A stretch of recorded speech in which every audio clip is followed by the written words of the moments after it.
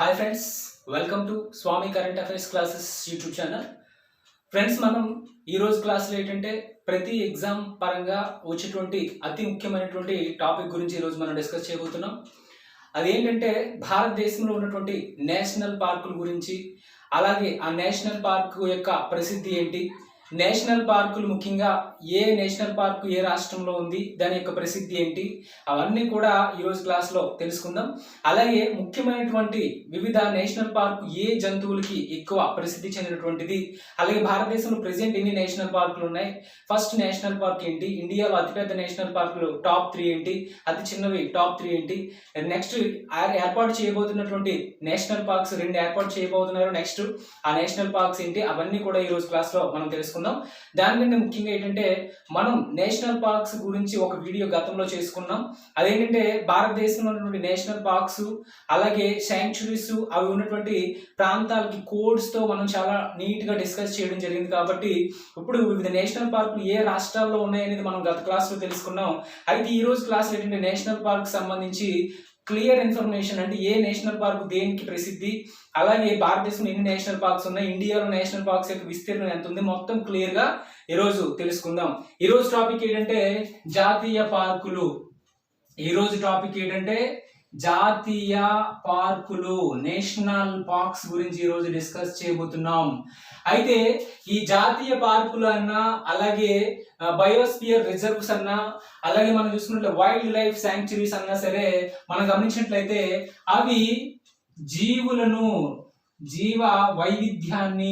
వైవిధ్యాన్ని పరిరక్షించడం కోసం ఏర్పాటు చేయబడినటువంటి ప్రాంతాలు, పరిరక్షించుటకు ఏర్పాటైనటువంటివి ఈ యొక్క జాతీయ పార్కులైనా, అలాగే బయోస్పియర్ రిజర్వ్స్ అన్నా, అవన్నీ కూడా ఏంటంటే జీవ వైవిధ్యాన్ని, వివిధ రకాల జంతువుల్ని అలాగే పక్షుల్ని రక్షించడం కోసం ఏర్పాటు చేయబడినవి అని మనం గుర్తుంచుకోవాలి. అయితే ఇక్కడ ఏంటంటే జాతీయ పార్కులు అన్నాం, నేషనల్ పార్క్స్ అన్నాం, అలాగే బయోస్పియర్ రిజర్వ్స్ అన్నాం, అలాగే మనం గమనించినట్లయితే అభయ అరణ్యాలు లేకపోతే వైల్డ్ లైఫ్ శాంక్చురీస్ గురించి మనం చూసుకుందాం. అయితే మనం ఫస్ట్ ఏంటంటే డిఫరెన్స్, ఈ మూడింటికి డిఫరెన్స్ తెలుసుకుంటే చాలా ఇంపార్టెంట్. జాతీయ పార్కులు అలాగే వైల్డ్ లైఫ్ శాంక్చురీస్ అంటే అభయ అరణ్యాలు, వైల్డ్ లైఫ్ శాంక్చురీస్ అంటారు వీటిని, అభయ అరణ్యాలు, అలాగే బయోస్పియర్ రిజర్వ్స్,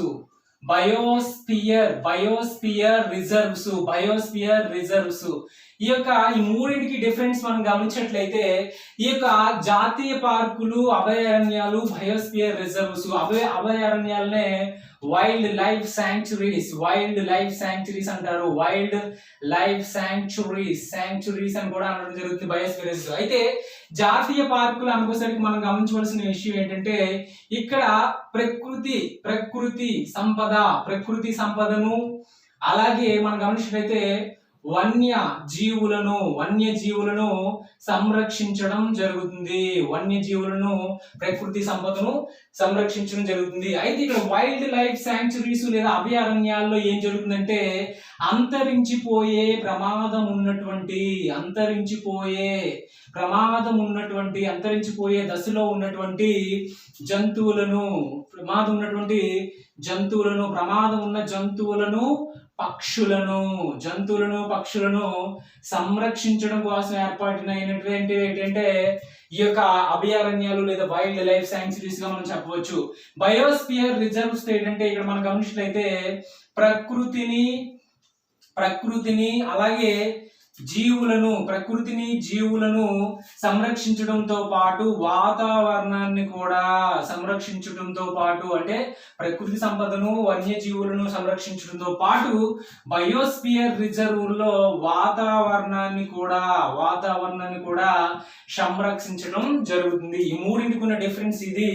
అయితే ఇప్పుడు మనం జాతీయ పార్కుల గురించి, అయితే నేషనల్ పార్క్స్ యొక్క ఇంపార్టెన్స్ ఏంటి, ఇండియాలో ఎన్ని నేషనల్ పార్క్స్ ఉన్నాయి, మొత్తం క్లియర్ గా ఈ రోజు క్లాస్ లో మనం చూసుకుందాం. చాలా చాలా చాలా చాలా చాలా ఇంపార్టెంట్. ఏ ఎగ్జామ్ కి వెళ్ళినా సరే డెఫినెట్ గా బిట్ వచ్చే అవకాశం ఉన్నటువంటి టాపిక్ ఇది. అయితే ప్రపంచ జీవ వైవిధ్య దినోత్సవం, అంతర్జాతీయ జీవ వైవిధ్య దినోత్సవం ఏ రోజు జరుపుతారంటే మే 22 జరుపుతారు. అయితే జాతీయ పార్కులను భారతదేశంలో ప్రస్తుతం ఎన్ని నేషనల్ పార్క్స్ ఉన్నాయంటే ప్రెసెంట్ భారతదేశంలో ఎన్ని నేషనల్ పార్క్స్ ఉన్నాయంటే 104 నేషనల్ పార్క్స్ ఉండడం జరిగింది. ప్రెసెంట్ ఇండియాలో ఎన్ని ఉన్నాయంటే 104. అయితే వెబ్సైట్ లో అఫీషియల్ వెబ్సైట్ లో ఏంటంటే ఇండియాలో ప్రెసెంట్ అఫీషియల్ వెబ్సైట్ లో ఏం చూపిస్తుందంటే ఇండియాలో ప్రెసెంట్ జాతీయ పార్కులు ఎన్ని ఉన్నాయంటే 101 ఉన్నట్టుగా చూపించడం అనేది జరుగుతుంది. కారణం ఏంటంటే ఈ 104లోని 3 తగ్గిపోయి 101గా ఎందుకు చూపిస్తున్నారంటే అండమాన్ నికోబార్ దీవుల్లో ఉన్నటువంటి South Button Island National Park, అలాగే Mid Button Island National Park, అలాగే North Button Island National Park. ఈ మూడింటిని కూడా ఏంటంటే రాణి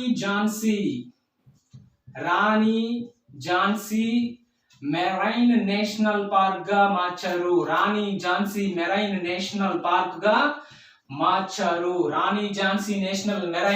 గా ఈ మూడింటిని కలిపి ఏర్పాటు చేయడం జరిగింది. కాబట్టి మొన్నటి వరకు 104 ఉంటే ఈ మూడింటిని కలిపి దీనిలో కలిపారు కాబట్టి ప్రెసెంట్ 101 ఉన్నాయి. కానీ అఫీషియల్ వెబ్సైట్ లో 101 చూపించిన 104 అనేది మనం పెట్టవలసినటువంటి ఆన్సర్. అయితే ఇది ఎక్కడ ఉందంటే ఫోర్ట్ బ్లేయర్ అండమాన్ నికోబార్ దీవుల రాజధాని. ఫోర్ట్ బ్లేయర్ అండమాన్ నికోబార్ దీవుల్లో ఈ యొక్క రాణి ఝాన్సీ మెరైన్ నేషనల్ పార్క్ అనేది ఉంది. అయితే ఈ south Button Island National park, mid Button Island National park, north Button Island national parks అనేవి అండమాన్ నికోబార్ దీవుల్లో ఉన్నటువంటివి. ఈ మూడింటిని కలిపి దీనిలో విలీనం చేశారు కాబట్టి ప్రెసెంట్ ఏంటంటే 101 మాత్రమే ఉన్నాయి. అయితే క్వశ్చన్ లో 104 ఇస్తే మాత్రం 104 మనం పెట్టాలి. అయితే ఈ యొక్క 104 నేషనల్ పార్క్స్ యొక్క మొత్తం విస్తీర్ణం ఎంత అంటే 40,564 కిలోమీటర్ స్క్వేర్. మొత్తం భారతదేశంలో ఈ యొక్క నేషనల్ పార్క్స్ 104 యొక్క నేషనల్ పార్క్స్ విస్తీర్ణం 40,564 kilometre square.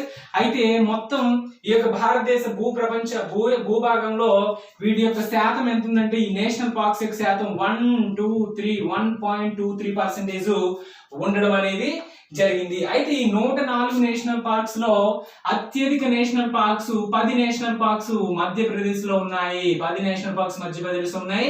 9 national parks Andaman and Nicobar దీవుల్లో ఈ యొక్క నేషనల్ పార్క్స్ అనేది ఉన్నాయి. అత్యధిక నేషనల్ పార్క్స్ ఎక్కడ ఉన్నాయంటే మధ్యప్రదేశ్ లో ఉన్నాయి. అతి తక్కువ నేషనల్ పార్క్స్ రెండవ నేషనల్ పార్క్స్ ఎక్కువగా 9 ఏంటంటే అండమాన్ నికోబార్ దీవుల్లో ఉండడం అనేది జరిగింది. అయితే ఈ యొక్క నేషనల్ పార్క్స్ లో మనం గమనించినట్లయితే నేషనల్ పార్క్స్ లో అతి పెద్ద 3 నేషనల్ పార్క్స్ చూస్తే అతి పెద్దవి టాప్ 3, అలాగే అతి చిన్న నేషనల్ పార్క్స్ అతి చిన్నవి మనం గమనించినట్లయితే అతి పెద్ద నేషనల్ పార్క్స్ ఏంటంటే ఫస్ట్ ఏంటంటే హెమిస్ అనేది ఎక్కడ ఉందని అడిగితే వెరీ ఇంపార్టెంట్, లడక్ లో ఉంది. లడక్ అతి పెద్దది. సెకండ్ ఏంటంటే డిజర్ట్ నేషనల్ పార్క్, ఇది రాజస్థాన్ లో ఉంది. రాజస్థాన్ లో ఉంది. థర్డ్ ప్లేస్ ఏంటంటే గంగోత్రి నేషనల్ పార్క్ అనేది ఎక్కడ ఉందంటే ఉత్తరాఖండ్ లో ఉంది. యూకే అంటే ఉత్తరాఖండ్ గా మనం గుర్తుపెట్టుకోవాలి. నెక్స్ట్ ఏంటంటే అతి చిన్న నేషనల్ పార్క్స్ ఏంటంటే భారతదేశంలో సౌత్ బటన్ నేషనల్ పార్క్ అన్నాం. ఇది అండమాన్ నికోబార్ దీవుల్లో ఉందని చెప్పాం. ఈ సౌత్ బటన్ నేషనల్ పార్క్ అనేది భారతదేశంలో అతి చిన్న నేషనల్ పార్క్ గా చెప్పవచ్చు. అలాగే రెండవది ఏంటంటే ఫాజిల్ నేషనల్ పార్క్ అనేది మధ్యప్రదేశ్ లో ఉంది. ఇది రెండవ అతి చిన్న నేషనల్ పార్కు. అయితే భూ విస్తీర్ణంలో మాత్రమే భూపరంగా మాత్రమే చూసుకున్నట్లయితే ఫాజిల్ అనేది అతి చిన్నది. అంటే సముద్ర తీరాన్ని మినహాయిస్తే ఫాజిల్ చిన్నది. మొత్తం విస్తీర్ణ పరంగా మొత్తం భూభాగంలో చూసుకుంటే మొత్తం భారతదేశం మొత్తం మీద చూసుకుంటే అండమాన్ నికోబార్ దీవుల సౌత్ బటన్ నేషనల్ పార్క్ అనేది అతి చిన్నదిగా చూడవచ్చు. సముద్ర ప్రాంతాన్ని మినహాయిస్తే మాత్రం అతి చిన్నది ఫాజిల్ నేషనల్ పార్క్ గా మనం చూసుకోవచ్చు. అయితే ఇండియాలో ఏర్పాటు చేయబడినటువంటి తొలి నేషనల్ పార్క్ ఏంటి అని అడుగుతాడు. చాలా ఇంపార్టెంట్. ఇండియాలో ఏర్పాటు చేయబడినటువంటి తొలి నేషనల్ పార్క్ ఏంటంటే Jim Corbett national park. Jim Corbett national Park. ఈ జిమ్ కార్బెట్ నేషనల్ పార్క్ అనేది ఎక్కడ ఉందంటే ఉత్తరాఖండ్ లో ఉంది. Jim Corbett national park Uttarakhand లో ఉంది. ఇది 1936లో ఏర్పాటు చేయడం అనేది జరిగింది. 1936లో ఏర్పాటు చేయడం జరిగింది. అయితే ఈ జిమ్ కార్బెట్ నేషనల్ పార్క్ ఏర్పాటు చేసినప్పుడు అప్పటి యునైటెడ్ ప్రావిన్స్ యూపీ, అంటే అప్పుడు భారతదేశంలో బ్రిటిష్ వారు పరిపాలిస్తున్నప్పుడు యూపీని యునైటెడ్ ప్రావిన్స్ అని పిలిచేవారు. అప్పుడు యూపీ గవర్నర్ అయినటువంటి విలియం మాల్కమ్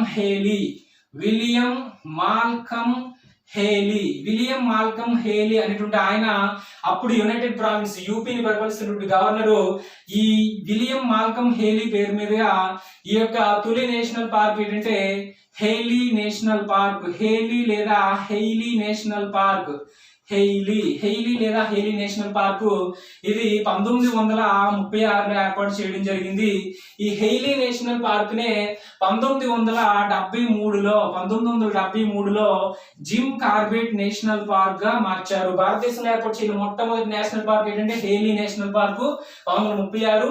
అప్పుడు యునైటెడ్ ప్రావిన్స్ ని పరిపాలిస్తున్నటువంటి ఉత్తరప్రదేశ్ ని పరిపాలిస్తున్నటువంటి విలియం మాల్కమ్ హేలీ అనేటువంటి బ్రిటిష్ వ్యక్తి, అంటే ఈయన బ్రిటన్ దేశానికి చెందినవాడు. అప్పటి గవర్నరు.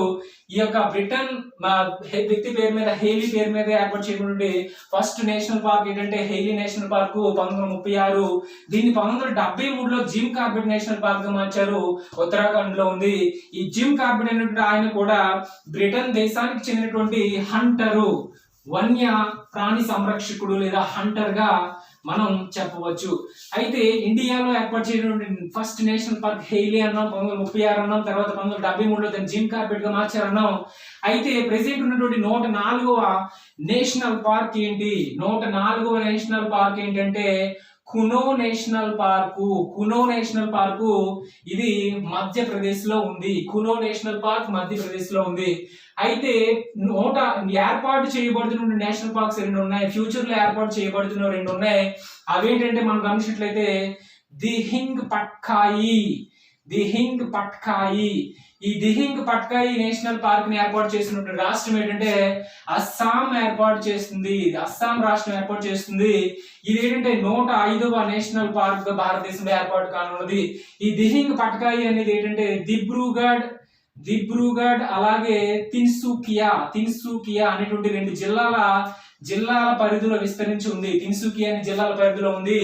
ఇందులో దిహింగ్ అనేది ఒక నది, పట్కాయి అనేది పర్వత శ్రేణి. దిహింగ్ అనేది ఒక నది, పట్కాయి అనేది పర్వత శ్రేణిగా చెప్పవచ్చు. దీని రెండింటిని కలిపి దిహింగ్ పట్కాయి పేరుతో నేషనల్ పార్క్ 105లో ఎక్కడ ఏర్పాటు చేస్తున్నారంటే అస్సాంలో ఏర్పాటు చేస్తున్నారు. ఇది దిబ్రూగఢ్ తిన్సుకియా జిల్లాల పరిధిలో ఉంది. అలాగే మనం చూసుకున్నట్లయితే జైపూర్ రెయిన్ ఫారెస్ట్, జైపూర్ నదీ తీర అడవుల ప్రాంతంలో ఈ యొక్క దిహింగ్ పట్కాయి అంటే జైపూర్ రెయిన్ ఫారెస్ట్, జైపూర్ కాదండి, జైపూర్ రెయిన్ ఫారెస్ట్ అడవుల ప్రాంతంలో ఇది ఏర్పాటు కానున్నది. జైపూర్ నది అడవుల ప్రాంతంలో ఈ యొక్క దిహింగ్ పట్కాయి నేషనల్ పార్క్స్ 105 ఏర్పాటు చేస్తున్నారు. ఈ జైపూర్ రెయిన్ ఫారెస్ట్ ని ఏమంటారంటే lungs of the north east అని పిలుస్తారు. Lungs of the north east అంటే ఈశాన్య భారత ఊపిరితిత్తులుగా పిలుస్తారు. ఎందుకంటే దీన్ని ఈ యొక్క అడవుల నుంచి ఎక్కువ ఆక్సిజన్ అనేది రిలీజ్ అవుతుంది కాబట్టి lungs of the north east గా ఈ జైపూర్ నది అడవులను పిలుస్తారు. అలాగే అమెజాన్ ఆఫ్ ద ఈస్ట్, అంటే అమెజాన్ అడవులు అనేవి దక్షిణ అమెరికాలో ఉన్నాయి. అక్కడ ఎక్కువ భాగంలో ఆక్సిజన్ అనేది ఓజోన్ అనేది రిలీజ్ అవుతుంది కాబట్టి అమెజాన్ ఆఫ్ ది ఈస్ట్ గా ఈ జైపూర్ అడవులను పిలవడం అనేది జరుగుతుంది. ఏంటంటే అస్సాం రాష్ట్రంలో ఉన్నాయి. ఇక్కడ దిహింగ్ పట్కాయి నేషనల్ పార్క్ 105 ఏర్పాటు చేస్తున్నారు. నెక్స్ట్ ఏంటంటే 106వ నేషనల్ పార్క్ ఏర్పాటు చేయబోతున్నారు. అది కూడా అస్సాంలోనే. దాని పేరు రైమోనా అనే నేషనల్ పార్క్ ఏర్పాటు చేస్తున్నారు. 106ది ఉంది. అది కూడా అస్సాం రాష్ట్రంలో ఏర్పాటు చేస్తున్నారు. అది ఎక్కడ ఏర్పాటు చేస్తున్నారంటే మానస్ అనేటువంటి టైగర్ రిజర్వ్ ఉంది కదా అస్సాంలో, టైగర్ రిజర్వ్ అలాగే నేషనల్ పార్క్ అనేటువంటి ఈ యొక్క మానస్ నేషనల్ పార్క్ సమీపంలో ఏర్పాటు చేస్తున్నారు ఈ రైమోన్ అనేటువంటి నేషనల్ పార్క్ ని. అది ఏంటంటే రిపు ఫారెస్ట్ రిజర్వ్ ప్రాంతంలో, రిపు ఫారెస్ట్ రిజర్వ్ ప్రాంతంలో ఈ యొక్క రైమోనా నేషనల్ పార్క్ అనేది 106వది ఏర్పాటు చేయడం అనేది జరుగుతుంది. నెక్స్ట్ ఏంటంటే చాలా చాలా చాలా చాలా ఇంపార్టెంట్, మన ఇండియాలోనే కాకుండా ప్రపంచంలోనే కీబుల్ లాంజావో నేషనల్ పార్క్ అనేది చాలా చాలా ఇంపార్టెంట్. ఇదేంటంటే ప్రపంచంలోనే తేలియాడే ఏకైక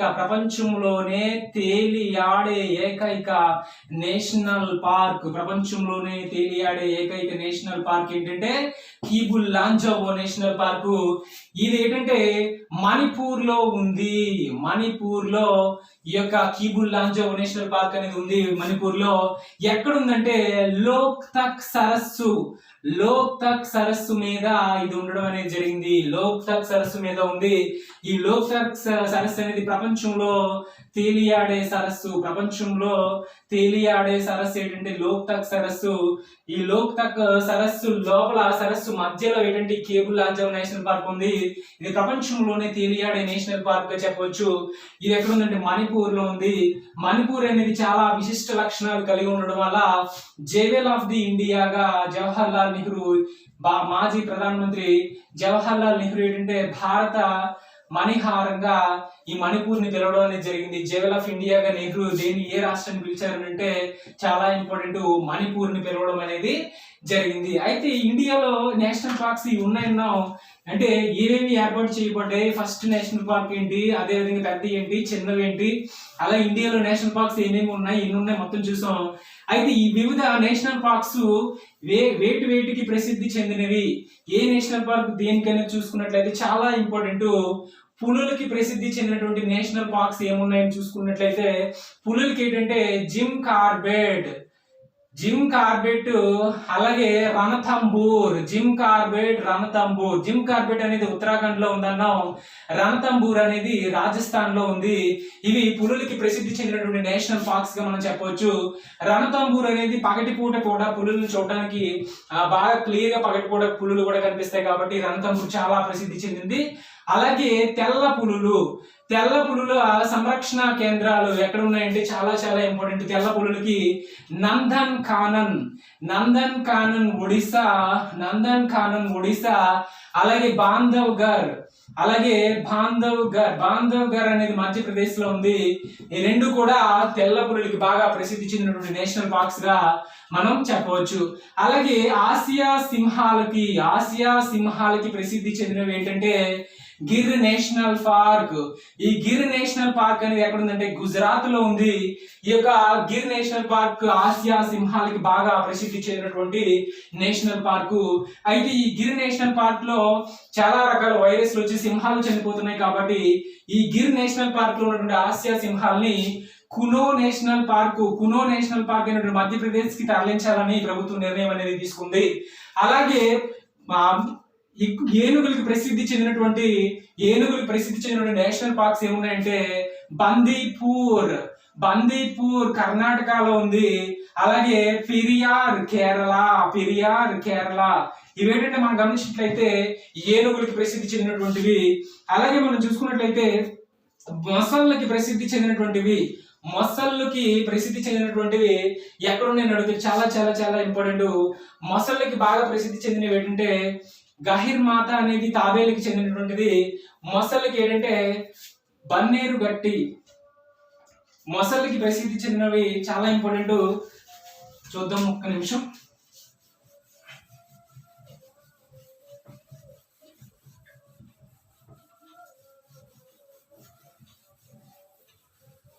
అలాగే మనం గమనించినట్లయితే చాలా చాలా ఇంపార్టెంట్.